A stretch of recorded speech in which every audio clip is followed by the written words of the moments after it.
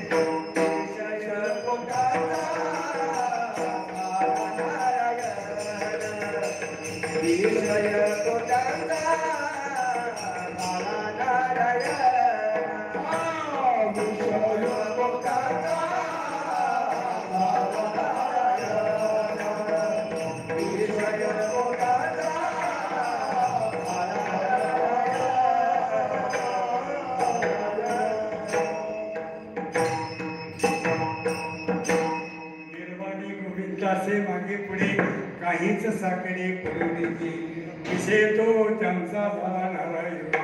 नावडे जन माता पिता विडंबार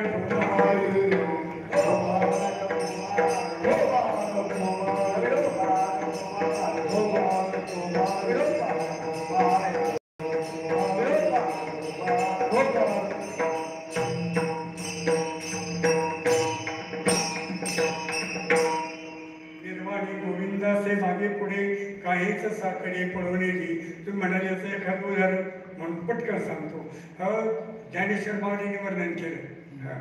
आपण पुढा राहिला, अर्जुनाच्या पुढे उभे राहिला आणि अर्जुनाच्या पुढे राहून काय केलं तर अर्जुनाचं पूर्ण युद्धामध्ये, महाभारताच्या युद्धामध्ये अर्जुनाचा सांभाळ केला. शेवटचा प्रसंग माहिती आहे. आणि अर्जुना शेवटच्या दिवशी जेव्हा युद्ध सांगता झाले तेव्हा अर्जुनाला म्हटलं उतर खाली. ते म्हणे हे कसं काय देवा, दररोज तुम्ही ना त्याच्या खाली अगोदर उतरत होते आणि आज मला का उतरायला लावले? म्हणले तू उतर मग समजेल. पण म्हणले का? म्हणले खाली उतरा अगोदर. अर्जुनाला खाली उतरलं आणि नंतर भगवंत खाली उतरले आणि रथ धडधड धडधड पेटला. म्हणले आतापर्यंत कसं काय? म्हणजे जरा कारण मी पुढे बसलेलो होतो, इतके विषारी बाण वगैरे टाकलेले होते की तुला काय वाटलं? भीष्म पितामह, कर्ण वगैरे काय कमी आहेत? द्रोणाचार्य काय कमी आहेत तुझे गुरु?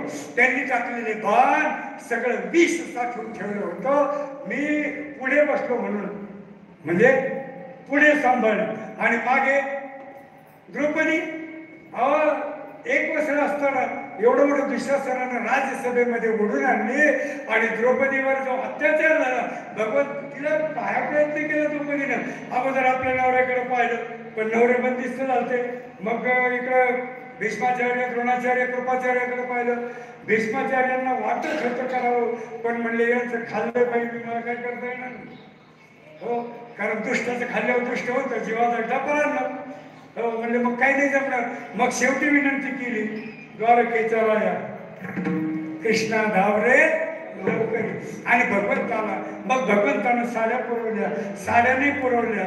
भगवंत साडी झाला, भगवंत साडी झाला. साडी हे की नारी आहे, नारी हे की साडी आहे. एवढा मोठा भगवंत की ते दुःशासन कंटाळून पडला. त्याला 10,000 हत्तीचं बळ होतं म्हणे दुःशासनाला, पण तो सुद्धा साड्या फेडून कंटाळला. ढीग लागले, साड्या संपडत. इतकं जर प्रेम भगवंत मागे राहून करत असेल, भगवंत पुढे होऊन करत असेल तर कुणाच्या पण भक्तायचे त्यांची सेवा करतो, भगवंत सांभाळतो, त्याला काही अडचण नाही.